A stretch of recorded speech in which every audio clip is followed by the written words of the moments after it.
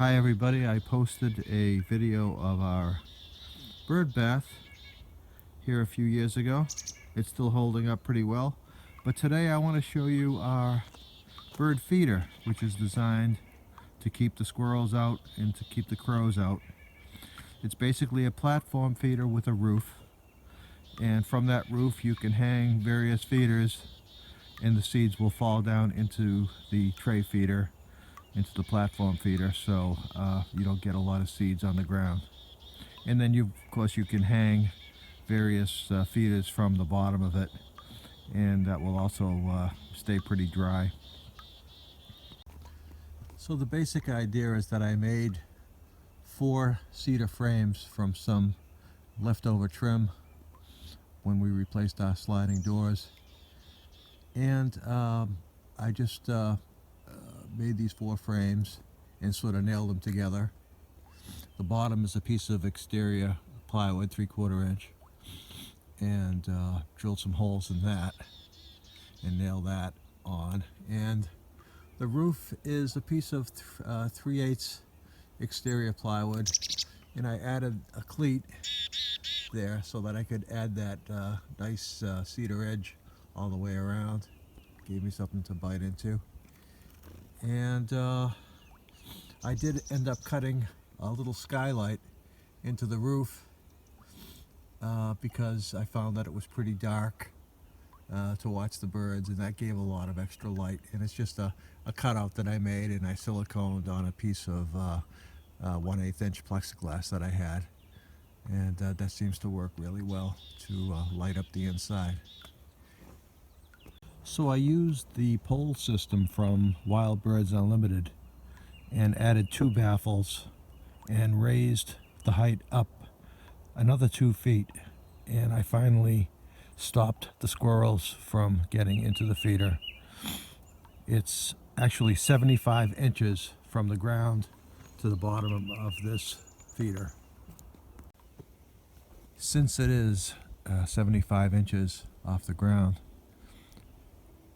I think you want to consider that you'll have to get on a ladder or some kind of a step stool to fill it and to clean it.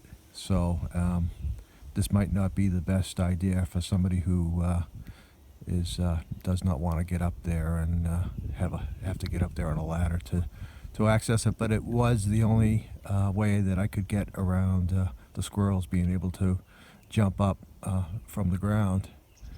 Even though I had the baffle on there, they were still able to jump up to the baffle and then sort of bounce off of that up into the feeder. So I had to go up to this height, and I haven't had a problem. It's been at least 2 years since I've seen a squirrel on this feeder. I decided to go with this type of a roof because it gave me the most viewing area, and it seems to work fine. I did cut it in a skylight, and I put a piece of plexiglass there because it was pretty dark and I really wasn't able to see the birds very well. This gate here wasn't originally part of the design. It's something that I had to do afterwards when I realized that the crows were having a feast. I just sort of made up this frame out of some twigs and hang it up on a couple of screws. And if you want, you can secure it with a bungee cord or something like this. Let's see here. Yeah. And also I stapled nailed some twigs on the side as well to keep the crows out. So there are 5 suet feeders on this feeder. 1 on either side, 1 on the ceiling, and 2 on the back. And the 2 on the back are accessible from here, and a lot of times flickers and woodpeckers will come back here. If they're a little bit shy, they'll come back here and have some suet. So I try all sorts of things, but this is what I'm using now. This is just a can from cashews or something, and I cut some holes in it and fill it up with a combination of sunflower seeds and peanuts. I glued an extra cap onto the top to make an extra feeder up here, And then of course there's the tray feeder, which is just a separate piece, a separate frame with some window screen stapled to the bottom of it. And then I keep some cardboard on the bottom there, and I change that about every couple of weeks because it can get kind of nasty with all the bird droppings and you know, the suet falling on it. I'll give you some rough dimensions. The sides are about 9 inches. That opening is around 5 inches.